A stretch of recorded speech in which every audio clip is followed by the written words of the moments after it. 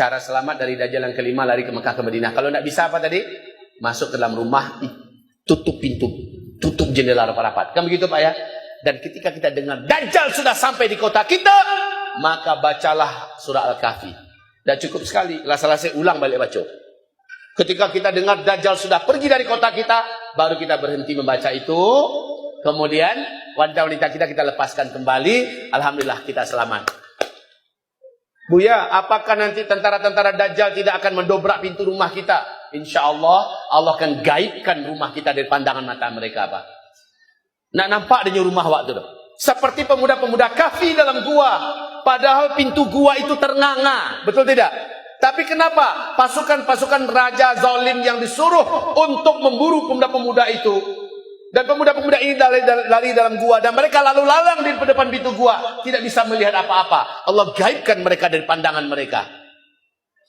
Kenapa kita suruh baca surat Al-Kahfi? Kok bukan surat Yasin? Kok bukan surat yang lain? Jawabannya adalah agar keajaiban yang terjadi pada pemuda Kahfi terjadi pada kita saat kita membacanya. Allah gaibkan rumah kita, pintu rumah kita dari pandangan bala tentara Dajjal. Baik bala tentaranya dari setan atau bala tentaranya dari kalangan manusia.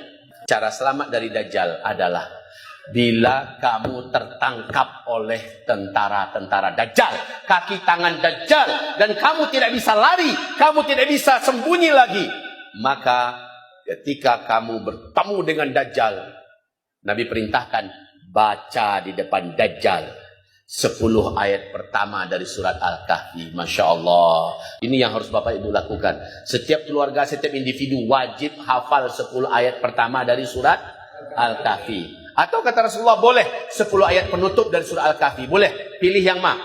Pilih yang di pertama atau pilih yang 10 terakhir, tidak apa-apa. Dan fasihkan hafalan kita seperti fasihnya kita membaca Al-Fatihah.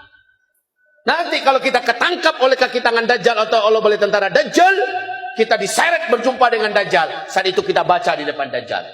Lah kalau kita nggak hafal, gimana kita membacanya? Kan nggak mungkin kan kita bawa Quran kemana-mana. Pas ketangkap, nanti di depan Dajjal, Tuan Dajjal, tunggu dulu. Bukan. Nggak sempat. Udah keburuan masuk hipnotis Dajjal. Udah keburuan duluan masuk sihir Dajjal. Jadi harus hafal. Dan hafalnya mesti lancar. Baca. Nanti dampaknya, kata Rasulullah, sihir Dajjal tak akan tembus ke orang ini. Hipnotis Dajjal tidak akan tembus kepada orang ini. Fitnah Dajjal tidak akan tembus kepada orang ini. Ya.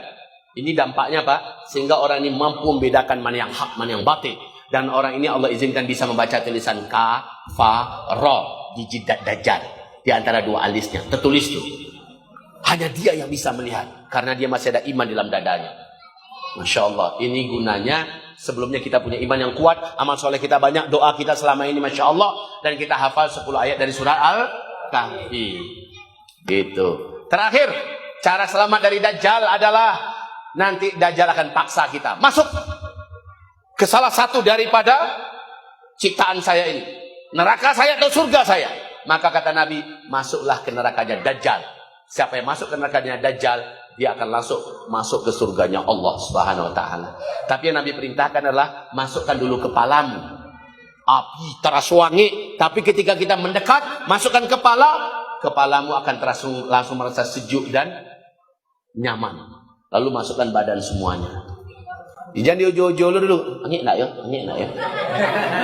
Atau ujung kaki wak cibu-cibu. Angin enggak? Panas. Tapi kalau kamu masukkan dulu kepalamu.